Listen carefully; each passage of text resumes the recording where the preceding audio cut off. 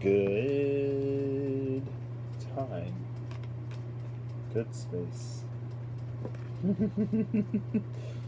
Let's see what comes on out today. The Ten of Swords at that card. Oof. Let's see. It's just like buzzing around in the energies. Okay. Boy. The Four of Pentacles, which we've seen, like, this would be the third time in the star, just sort of gave way to this Wheel of Fortune. And so if there's a dream that you've been holding really tightly onto, it may be coming upon the time to begin to put that in motion, which is what I was kind of sort of getting at yesterday, right? It's kind of sort of, I didn't, I guess, really finish it, but like, what can you do in your day-to-day to get you closer to where you want to be? King of Cups, okay.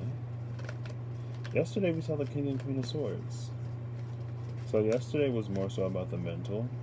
Today's more so about the emotional or the spiritual. The cup suit can kind of sort of go either way because it is that element of connection. Gosh, way too many. Let's see if anything else wants to fall out. Ooh, the Emperor. Okay, so come through masculine energies.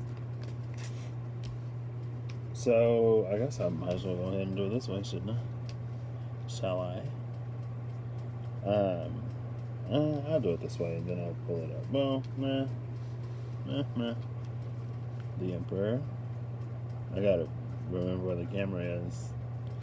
King of Cups. Lots of heavy duty masculine energy. The Emperor is sort of, okay, well, let's take all of them. Why not? And we've already seen that Seven of Pentacles. The Emperor kind of sort of is that King of Kings, and so he holds the energy of the Ten of Wands at the bottom of the deck. He holds that energy of all of the kings, but it's to have a special emphasis and focus on the King of Cups. So maybe be a little softer, a little bit more receptive. Then we have the Three of Wands and the Seven of Pentacles coming out. The Three of Wands and the Seven of Pentacles to me speaks to something that we've tended to. It's like it's going to be breaching the soil now. And so it's going to sprout. And it's going to begin, like it's time to begin to do something with that. With the Ten of Wands at the bottom of the deck again. What we do with this,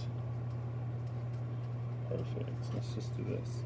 And the Queen of Cups, yeah, the Queen of Pentacles, sorry, is behind this Ten of Wands. But I want to like do that.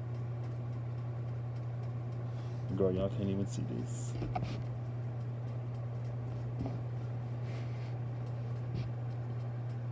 There we go. Well, if I turn this off, that'll eliminate that glare.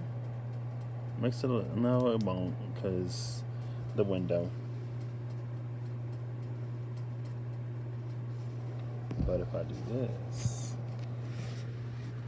pick this whole thing up. Okay.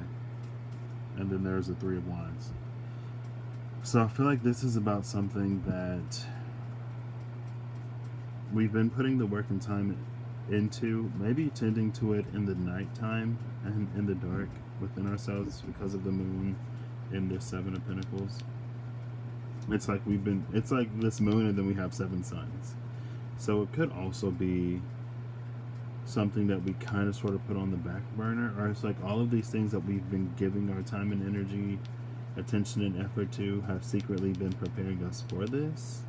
And whatever this is, whatever we've been in the space of preparing for with this Three of Wands, it's coming out of that seed state and coming into the actual plant state, the sprout state. It's going to be sprouting here soon. And whatever it is, it's going to be important for us to act with a sort of decisiveness and from a space of authority, but at the same time still remain fluid, flexible, open, compassionate, kind, and caring.